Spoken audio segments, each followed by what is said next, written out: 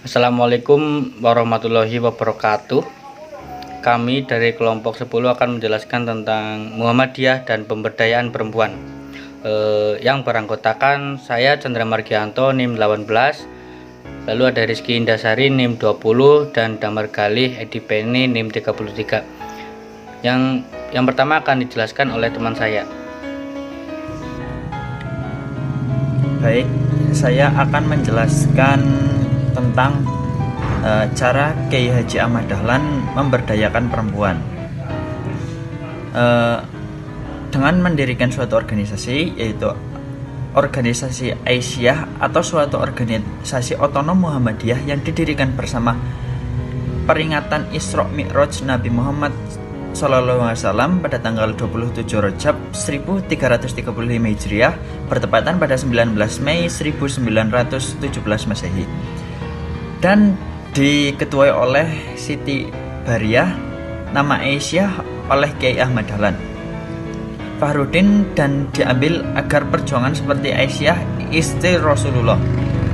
Nasyiatul Aisyah adalah organisasi otonom dan kalender Muhammadiyah yang merupakan gerakan keputrian dan bergerak di bidang keagamaan dan kemasyarakatan. Tentang berdirinya diawali dengan pembentukan SP atau siswa praja dari ide-ide Somodirjo sebagai organisasi perempuan yang bergerak dalam bidang keagamaan dan kemasyarakatan. Aisyah diharapkan mampu menunjukkan komitmen dan kiprahnya untuk menunjukkan kehidupan masyarakat.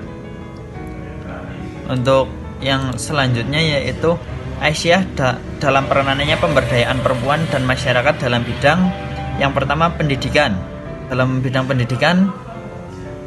pendidikan sejalan dengan pengembangan yang menjadi salah satu pilar utama gerakan Aisyah melalui Majelis Pendidikan Dasar dan Menengah serta Majelis Pendidikan Tertinggi Penelitian dan Pengembangan. Aisyah mengembangkan visi pendidikan yang berakhlak mulia untuk umat dan bangsa. Aisyah memajukan pendidikan formal, non-formal, dan informal, mencerdaskan kehidupan bangsa hingga terwujud manusia muslim yang bertakwa. Untuk dalam bidang kesehatan, Aisyah memiliki rumah sakit, rumah bersalin, badan kesehatan ibu dan anak, balai pengobatan, dan posyandu, semuanya berjumlah 280 tersebar di seluruh wilayah Indonesia. Untuk bidang keagamaan, Aisyah bekerja sama dengan Majelis Tabligh untuk menjadi organisasi dakwah yang mampu memberi pencerahan kehidupan keagamaan guna membangun masyarakat madani. Majelis Tabligh mengembangkan gerakan-gerakan dakwah Islam dan seluruh aspek kehidupan. Baik, akan dilanjutkan oleh anggota selanjutnya. Kesetaraan gender dalam Muhammadiyah. Terkait dengan kesetaraan gender dalam perspektif Muhammadiyah, dinyatakan bahwa wanita setara dengan laki-laki. Ini sesuai dengan perlakuan Kiai Haji Ahmad Dahlan yang sangat memperhatikan perempuan untuk dijadikan penerus perjuangan Islam, dan juga menyuruh para wanita untuk bersekolah di sekolah-sekolah milik Belanda.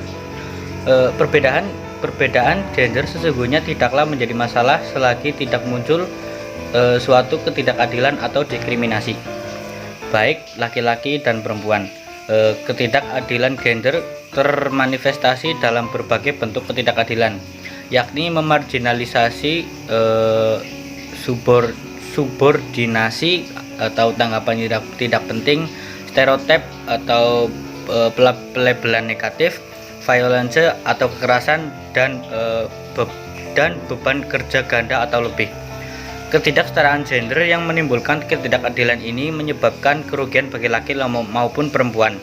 Muhammadiyah sebagai organisasi Islam yang cukup besar dan berpengaruh di Indonesia harus ikut serta menyumbangkan pemikirannya dalam masalah pemberdayaan perempuan ini.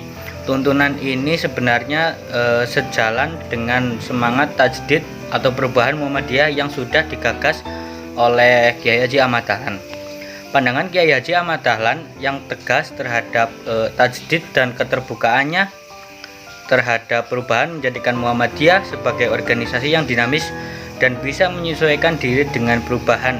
Dengan semboyan kembali kepada Al-Quran dan Sunnah, Kiai Haji Ahmad Dahlan bersikap tegas terhadap aspek-aspek kultural yang disebut bid'ah dan sikap taklid yang membelenggu umat pada hal-hal yang tidak bermanfaat. Seperti penguburan jenazah yang sederhana merupakan suatu contoh yang mengajarkan kepada umat Islam agar berhemat tanpa menghilangkan unsur-unsur yang diajarkan Islam.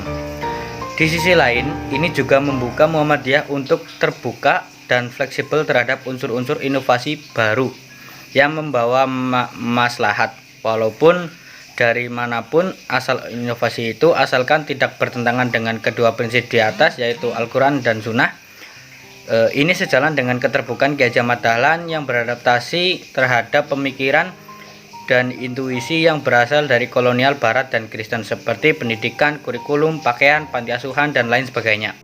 Yang selanjutnya yaitu materi yang ketiga adalah peran perempuan Muhammadiyah dalam kehidupan berbangsa dan bernegara. Nahdlatul Asyiyah atau disingkat dengan NA bergerak dalam bidang dan organisasi gerakan putri Islam, bidang keagamaan, kemasyarakatan, dan keputrian. Nahdlatul Asyiyah memberikan terobosan baru yang inovatif. NA melatih wanita dalam kegiatan-kegiatan rumah tangga yang bersifat kontributif, membekali wanita dan putri-putri Muhammadiyah dengan berbagai ilmu pengetahuan dan keterampilan. Muhammadiyah berpandangan bahwa perempuan dalam berkiprah dalam kehidupan bangsa dan negara merupakan salah satu perwujudan dari misi dan fungsi melaksanakan dakwah ma'ruf nahi munkar, sebagaimana telah menjadi panggilan sejarah sejak zaman pergerakan hingga masa awal dan setelah kemerdekaan Indonesia. Peran dalam kehidupan bangsa dan negara tersebut diwujudkan dalam langkah-langkah strategi dan taktis sesuai dengan kepribadian, keyakinan, dan cita-cita hidup, serta kita perjuangannya sebagai acuan gerakan. Peran NA dalam kehidupan berbangsa dan bernegara dapat dilakukan melalui dua strategi dan lapangan perjuangan.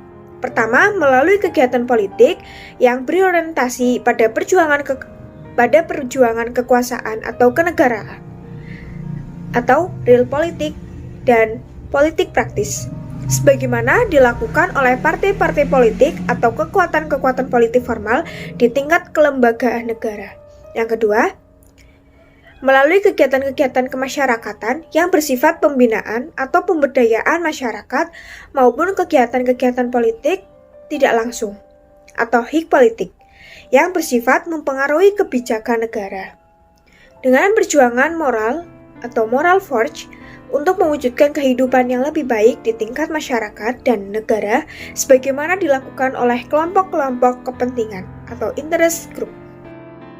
Sekian dari kelompok kami. Apabila ada kesalahan kami mohon maaf. Assalamualaikum warahmatullahi wabarakatuh.